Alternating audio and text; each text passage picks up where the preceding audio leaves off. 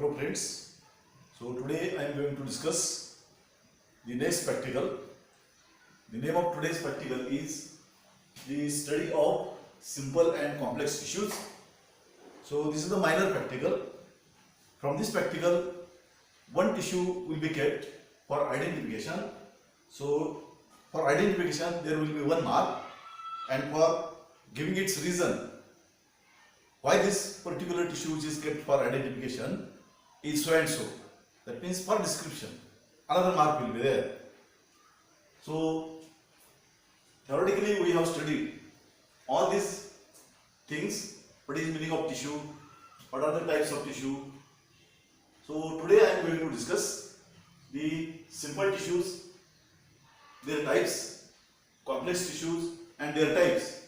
So tissues can be defined as a group of cells having same or different origin but performing same common function. So on the basis of nature of these tissues are basically classified into two categories: meristematic tissues and permanent tissues. So meristematic tissues are lying at the apex of the root and shoot, as well as lateral side of the stems of the dicots in the vascular bundle. They take part in secondary growth. Lateral meristeme. Apical meristeme lying at the apex of the shoot and root, they can take part in increase in height of the plant. So that means the tissues which are taking part in the addition of new tissues, they are known as meristematic tissues.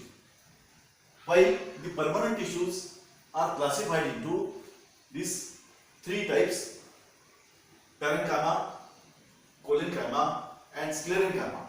So these are the three subtypes of simple tissues.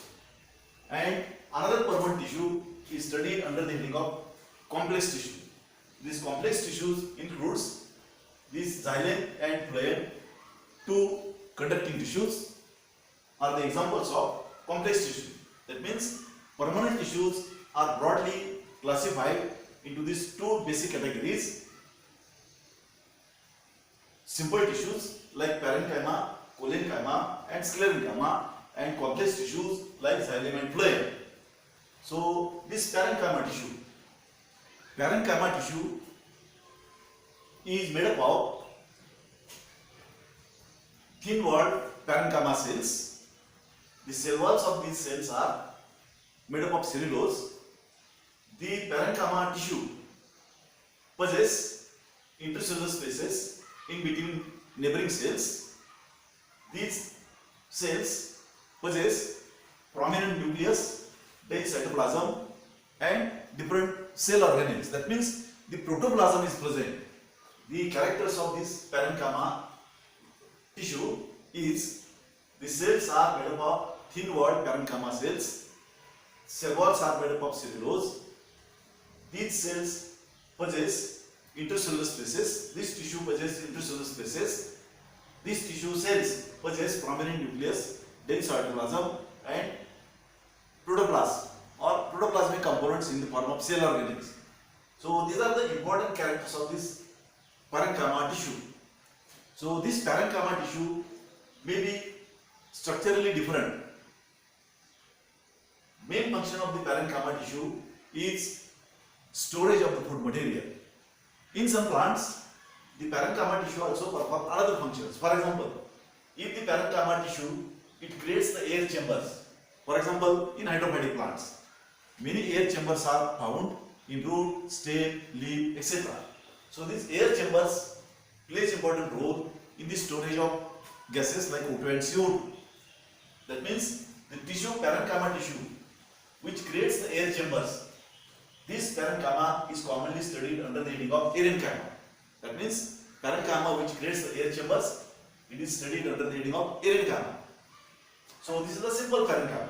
It is found in all organs. It may be stem, it may be root, it may be leaf, it may be flower, it may be fruit. In each and every organ, common or important tissue is parenchyma, simple parenchyma. So in aquatic plants or hydrophytic plants, the modified parenchyma in the form of aerenchyma is present. Next type of parenchyma is known as chlorenchyma. So this chlorenchyma tissue is nothing but the parenchyma cells which are having chlorophyll pigments. For example, this is the palisade parenchyma. In leaves, the palisade tissue and spongy tissue. This is the classification of mesophyll tissue. So this upper rod-like or finger-like compactly arranged thin-walled parenchyma cells which contains the chloroplast. These tissues which contains chloroplast, they are commonly known as chlorenchyma. So this chlorenchyma tissue plays an important role in the process of photosynthesis or synthesis of starch. Then second simple tissue is studied under the heading of chlorenchyma. So this chlorenchyma tissue is characterized by absence of the intercellular spaces. That means intercellular spaces in chlorenchyma tissue are filled with hemicellulose and pectic compounds. That means this is the important character of chlorenchyma. Chlorenchyma is also living tissue because the chlorenchyma cells also possess nucleus, then cytoplasm as well as cell organelles. That means the protoplasmic components are also present in this chlorenchyma. That's why it is also known as living tissue. So main function of this chlorenchyma is to take part in giving mechanical support to the herbaceous organs. For example, if we take the herbaceous stems like cucurbita, sunflower, in hypodermis region of sunflower, this chlorenchyma is generally present. In the petiole, chlorenchyma is present. In the midrib of leaf, chlorenchyma is present. That means in herbaceous organs, this chlorenchyma tissue is generally present, and main function of this chlorenchyma is to provide flexibility to the herbaceous organs like herbaceous stems like cucurbita, sunflower, as well as pedicels, petioles, inflorescence axis. These organs also possess this chlorenchyma as an important simple tissue which plays important role in giving mechanical support to the organs possessing them. Last simple tissue is a sclerenchyma. So sclerenchyma tissue is generally studied under the heading of dead tissue because the sclerenchyma cells are lacking the protoplasmic components. That means they are empty cells having thick lignified walls. That means their walls are made up of lignin. That's why they are known as lignified walls. These cells don't possess protoplasm. That means nucleus is absent, cytoplasm is absent, cytoplasmic cell organelles are also absent, and such kinds of cells are commonly known as dead tissue cells or dead tissues, sclerenchyma tissue. So on the basis of morphological characters, morphological structures, sclerenchyma tissues are of different types. For example, sclerites. These sclerites are small isolated cells or groups of cells. These sclerites are also of different types. Brachysclerites are spherical in shape. Macrosclerites are large in size. They are finger-like, rod-like cells. Generally, they are found in coats of leguminous seeds. So these brachysclerites, macrosclerites, osteosclerites means board-like sclerenchyma cells known as osteosclerites. Star-like sclerenchyma cells, they are commonly known as astrosclerites. That means on the basis of morphological structures, these sclerites are also classified into brachysclerites, macrosclerites, osteosclerites and astrosclerites. So common sclerenchyma cells which are found in many organs, they are hexagonal, polygonal cells having thick lignified walls. So another kind of sclerenchyma cells are known as fibers. So these fibers are the elongated cells having tapering ends and narrow lumen. They are also having thick lignified walls. So these fibers are generally found in xylem also. They are known as xylem fibers. These fibers which are associated with xylem are known as xylem fibers. That means xylem are present in bunch or groups. If we take the transverse section of this xylem fibers, such kind of picture will be observed under microscope. That means this third tissue, simple tissue, is studied under the heading of sclerenchyma, under the heading of dead tissue, and main function of this sclerenchyma tissue is to give mechanical support to the organs possessing them. If it is present in stem, it gives mechanical support to the stem. If it is present in leaf, it gives mechanical support to the leaf. That means the main function of sclerenchyma is giving mechanical support to the organs possessing them. Then Another tissue is a complex tissue. The important complex tissues found in vascular plants or higher plants are xylem and phloem. Why these xylem and phloem tissues are studied under the heading of complex tissue? Because the complex tissues are those tissues which are having same or different origin and made up of different types of cells together performing the same common function. That means the tissue which is having same or different origin and performing same common function.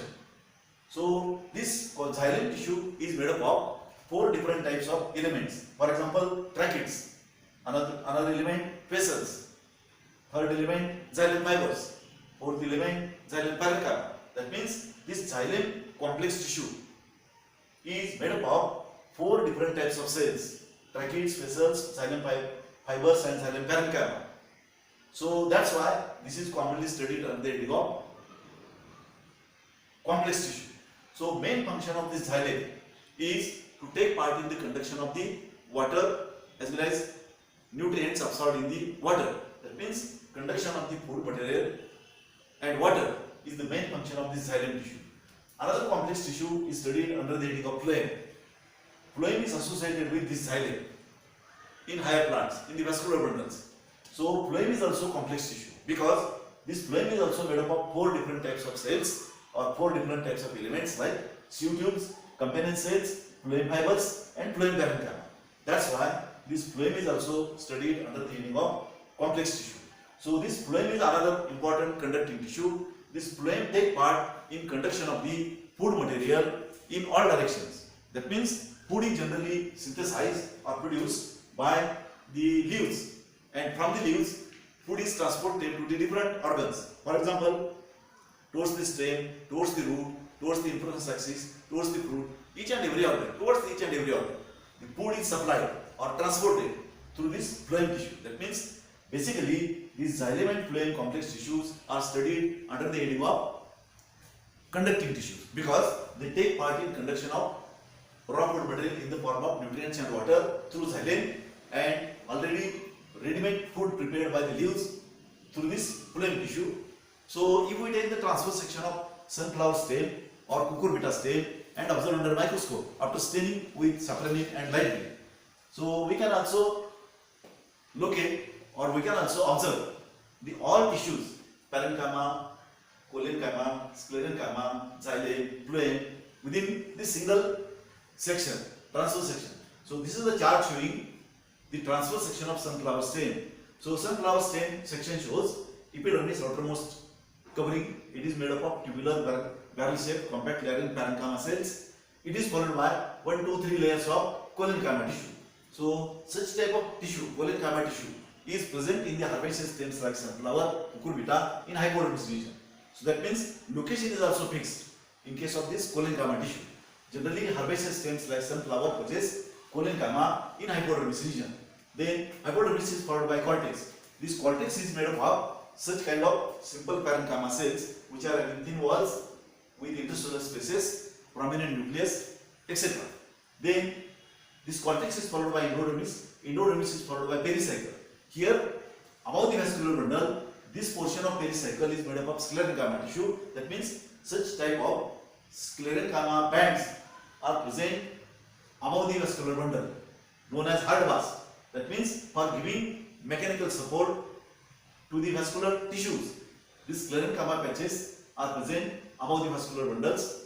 They are known as commonly hard bars. That means this collenchyma, parenchyma, sclerenchyma, all 3 tissues are observed in this section.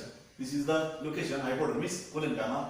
This is the location of cortex showing parenchyma. This is the location of pericycle showing sclerenchyma. Then conducting tissues, xylem and phloem. So if we observe the single vascular bundle, so this is the single vascular bundle in sunflower stem. So in this single vascular bundle, this is the phloem, this is the xylem. That means in between xylem and phloem there is a cambium stem. So above the cambium stem there is a phloem tissue. Below the phloem there is the cambium, and below the cambium there is a xylem tissue. That means these red patches are the patches of tracheids, vessels, etc. in transverse. So if we observe the entire view or three-dimensional structure of the all elements like brackets, vessels, xylem fibers, xylem parenchyma, etc., you should macerate the tissue and observe under microscope after macerating the section or these tissues and staining with safranin. That means in transverse view we are unable to see the actual structure, three-dimensional structure of these brackets, vessels, xylem fibers, etc. etc. But we can identify definitely in transverse section also which is the xylem, which is the phloem. That means this green colored portion which takes the stain light green is a phloem tissue, and the stain safranin which stains this lignified tissue like xylem, it turns pink.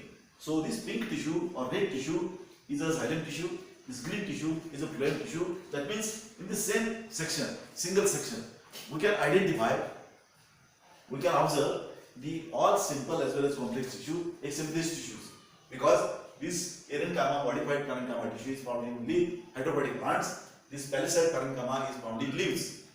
So that's all about this simple and complex tissue practical. So out of these different tissues, either parenchyma, collenchyma, sclerenchyma, or erenchyma, florenchyma, or xylem and phloem, one tissue will be kept for identification during your annual practical examination. Okay.